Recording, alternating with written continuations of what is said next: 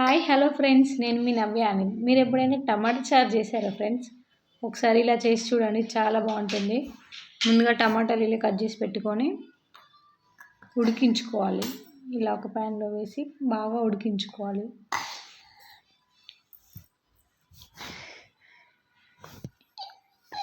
ఇలా ఈ వీడియోలో కనిపిస్తున్న విధంగా చాలా మెత్తగా ఉడికించుకోవాలి టమాటాలు. తర్వాత ఇలా చారు తీసుకొని అందులో వాటర్ యాడ్ చేసుకుంటూ ఇలా చేసుకోవాలి. చేసుకున్న తర్వాత అందులో కొంచెం సాల్ట్, కొంచెం కారం వేసి కలుపుకోవాలి. తర్వాత అందులో ఇలా ఆనియన్స్ కట్ చేసి వేసుకోవాలి. చాలామంది ఏం చేస్తారంటే ఆనియన్స్ పోపు చేసేటప్పుడు వేస్తారు ఫ్రెండ్స్. అలా అయితే బాగుండదు, ఇలా అయితే టేస్ట్ బాగుంటుంది.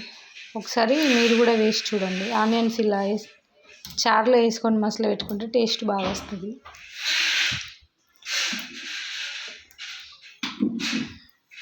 ఇలా అన్నీ వేసుకున్న తర్వాత అందులో కొంచెం కొత్తిమీర వేసుకోవాలి ఫ్రెండ్స్. అలా అయితే టేస్ట్ బాగా వస్తుంది. తర్వాత గ్యాస్ ఆన్ చేసుకొని మళ్ళీ హీట్ చేసుకోవాలి చారు. ఒకసారి చారు ఇలా మసులుతున్నప్పుడు జీలకర్ర మెంతుల పొడి కొంచెం వేసుకొని అలాగే అందులో కల్మాక్ వేసుకోవాలి. ఇలా వేసుకోవడం వల్ల బెనిఫిట్ ఏంటో తెలుసా ఫ్రెండ్స్? కల్మాక్ తినబుద్ధి కాకపోతే తినబుద్ధి కాని వాళ్ళు ఉంటారు కదా, ఇలా వేసుకోవడం వల్ల అది ఒక్కటి తీసి పక్కన పెడితే సరిపోతుంది. చిన్నగా వేస్తే తీయడానికి ఇబ్బంది ఉంటుంది కదా. ఇలా ట్రై చేయండి మీరు కూడా ఒకసారి.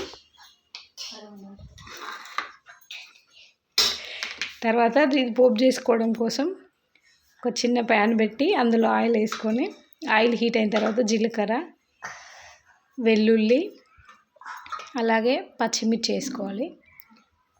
ఇవి హీట్ అయిన తర్వాత కొన్ని కరివేపాకులు, కొత్తిమీర వేసుకొని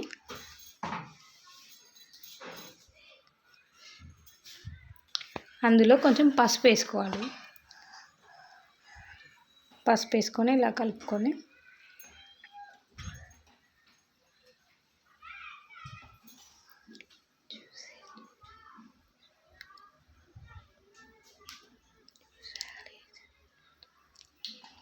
ఇలా మొత్తం ఒకసారి మిక్స్ చేసుకొని పసుపు పచ్చి వాసన పోయేంత వరకు కలుపుకోవాలి. కలుపుకున్న తర్వాత ఈ పోపుని ఆ చారులో యాడ్ చేసుకోవాలి.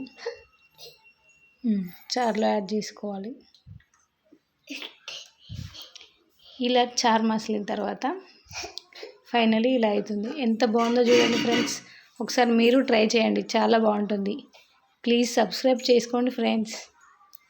చారు ఇలా అయ్యాక గ్యాస్ ఆఫ్ చేయాలి. చూడడానికి ఎంత బాగుందో చూడండి చారు. ఒకసారి ట్రై చేయండి మీరు కూడా.